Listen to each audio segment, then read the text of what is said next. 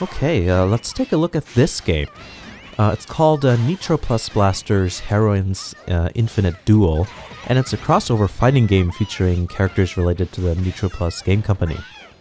Nitroplus Blasterz was originally an arcade game, then a PS3 and PS4 game, and finally a PC game, which is what you see here.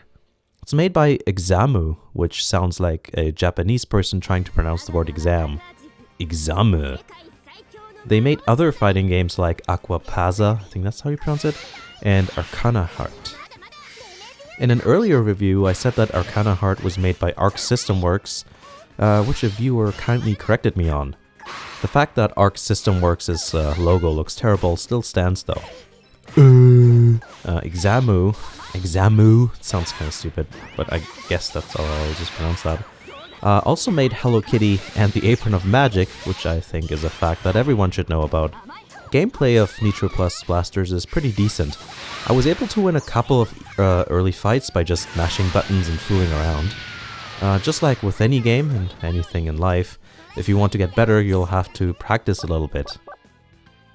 There's no tutorial mode, so you'll just have to look at the move list and try things out for yourself.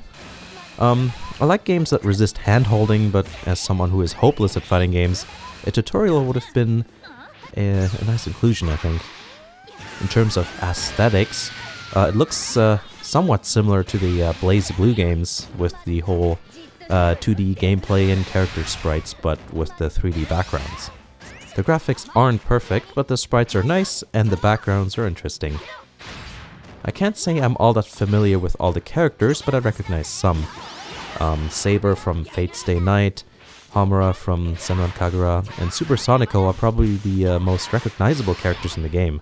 Overall, I think there are enough characters, but it would have been nice to include some male characters for a bit more variety. Despite being an all-girl fighter, it doesn't have that much fan service. The most fanservice-y thing I've noticed is that Homura's boobs are kind of bouncy. Yeah, it's pretty tame. Oh yeah, you can choose alternate outfits too, and about 5 million different alternate colors apparently. Some of the characters are pretty over the top in terms of character design.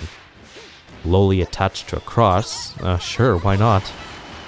Maybe it would have helped if I knew where these characters came from, but I can't think of any context where this wouldn't look weird. Ugh, that's gross. Is that like meat or something? After selecting the character of your choice, you get to choose 2 support characters. There are more support characters than fighters. Again, I don't recognize most of these. Some characters can be chosen as a fighter and as support, so you can fight as Sonico, and have Sonico support herself at the same time. I also like when opponents have the same support characters as you. Which side are you even on? Each support character has a dedicated button, and there's a cooldown period before you can use them again. You also get the usual meters, which fill up as you fight. Bars get consumed by various special attacks, as one might expect. The story is, well, I thought it was kind of crappy, even for fighting game standards. I have no idea what's going on, not that I can be bothered to figure it out in the first place. No one buys fighting games for the story anyways. Story mode is comparable to something like an arcade mode, and another story, which unlocks once you've cleared story mode at least once, is slightly more focused, slightly more story focused there with numerous visual novel style cutscenes. Sometimes you even get to fight.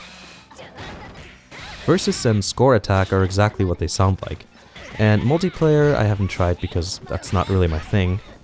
You can go into training mode to try out different moves and attacks, just like with any other modern fighting game these days. I enjoy the animations and special attacks in Nitroplus Blasterz. They look cool, and at least with the characters I recognize, they seem to fit them as well. I like playing as Sonico because she never does anything herself. Look, her cats fight for her, and so do whoever these 2 people are.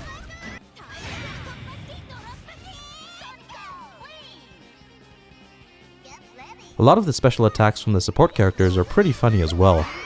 Got baseball bats, zombies. all kinds of weird stuff like that. Overall, I had fun playing Nitroplus Blasterz. Gameplay's good, graphics and sprites look great, and there's a good amount of characters. The only thing working against it, I think, is the price.